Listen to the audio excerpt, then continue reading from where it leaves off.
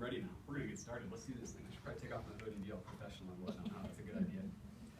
Okay, so for my name's Sam Jensen. I'm a senior here at UVU. I've been in school for basically an eternity, and I'm about to graduate. So I wanted to do my presentation on why communication. We had a lot of people talk about different things you can do, different jobs you can have, why it's marketable, why it's not, a whole bunch of things. So I wanted to talk about why I personally feel like communication is extremely valuable for us to study and us to understand.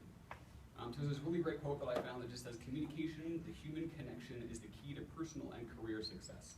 It really is. I mean, through my time here studying communication, I've learned that nothing is more quintessential for us to understand as people than communication, understanding the why and the how, and also like the who and the what of communicating, of interacting, transactioning with the people around us.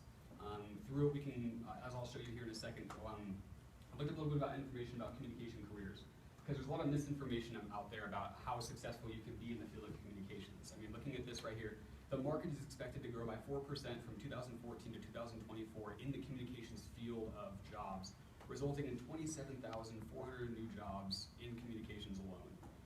Not only that, but compared to the median annual wages for all jobs right now, as of 2014, which is at 36,200, communications majors and media majors were making 53,530.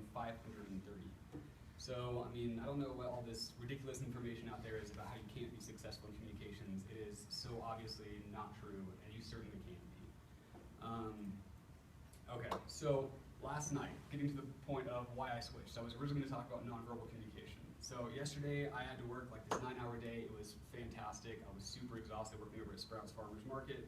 I get off work, I'm on my way home, and the car in front of me getting onto the freeway like swerves off over to the shoulder, almost crashes, and I'm like, whoa, I need to go, I haven't done my good deed for the day, let's go see like what's going on with this person. So I pull over, meet the guy, his wheel, I guess, lost all the lug nuts, was about to fly off, he was about to like crash, it was really messy. So I got him situated, we got his car, I used to work on cars for a while, and so I helped him get his car across the street to a parking lot nearby, and he was going to call an Uber to take him up to Salt Lake from here in Provo, which is going to cost, I'm an Uber driver as well, so it's like, I know that that's going to cost you an arm and a leg, brother. Like, no problem, I got you, hop in my car, let's go up north, have a fun conversation on the way. So he hops in my car, and after a few minutes, I was just like making small talk, he stops, and he just says, listen, like, for some reason, I feel like I can share things with you. Yeah, man, like, by all means, go ahead, like, whatever you want to do, like, lay on me. So he just starts, like, relating to me the series of events that he's been going through in his life lately. Both of his parents are extremely sick. They're, like, basically on their deathbeds right now. He just lost a little sister in the last year to the same disease. And he had literally just walked in on his girlfriend being unfaithful to him when this car thing happened. So he was having, like, the best day ever. By the end of our conversation, though, and I'm not saying I'm great or fantastic, I did absolutely nothing in the situation but listen and just give him encouragement. By the end of the entire conversation, he was a lot happier, and he had this like encouraging spirit about him, and I just noticed such a difference, and it kind of just made me realize how important our ability to communicate, to listen, to be there for people around us really is. So I have this little clip here by this guy named Drew Dudley. He talks about these type of moments that we have, these interactions with people. This is what I want to end with real quick. He talks about the significance of being able to reach out with people through what he calls lollipop moments. So we're going to enjoy this little ditty.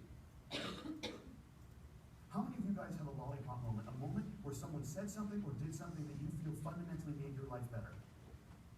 All right. How many of you have told that person they did it? See, why not? We celebrate birthdays where all you have to do is not die for 365 days. And yet we let people who have made our lives better walk around without knowing it. And every single one of you has been the catalyst for a lollipop moment. You have made someone's life better by something that you said or that you did. And if you think you have it, think about all the hands that didn't go back up when I asked that question. You're just one of the people who hasn't been told.